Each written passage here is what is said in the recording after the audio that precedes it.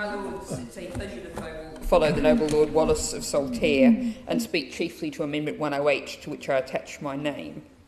I would entirely agree with everything the Noble Lord said, and indeed the introduction to this group as well. So I'm just going to seek to add a couple of additional points to this. One point is about the cost. Transparency International a few years ago calculated that the economic damage resulting from corporate secrecy in the UK's overseas territories alone significantly exceeded the UK aid budget. We think about, these are crimes who have real victims, real costs, and we really must not forget that and think about the fact that one hand is operating one way, the other hand is operating in another way, unless we actually take some action here.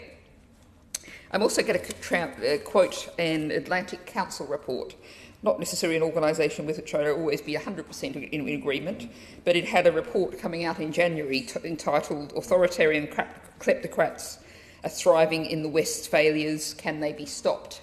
And in the recommendations in that report of what the UK should do, and I quote, it should address the close connections between the City of London and British overseas territories and Crown dependencies, close quote. A further recommendation from this Atlantic Council report is to, quote, reduce the regulatory mismatches between the primary UK jurisdictions and the Crown dependencies, close quote. So there is a real hole here. We can really drive a cart and horses through the gaps between what's happening here and what's happening in the Crown dependencies and overseas territories. To extend the metaphor a little, we might be slamming the stable door, but we're leaving the barn door open unless we address this issue. Now, I think the way these two amendments are connected together, and perhaps joining them up, I was just thinking about the actual, let's be really charitable, about the capacities of these overseas territories and Crown dependencies.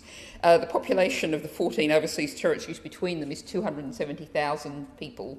The Crown dependencies, I think, is rather less. If we think of the actual size of the administrations, the capacities that they have, let's be charitable and think about what the extreme inequality of arms they have between the kleptocrats and the enablers and those organisations. So even if those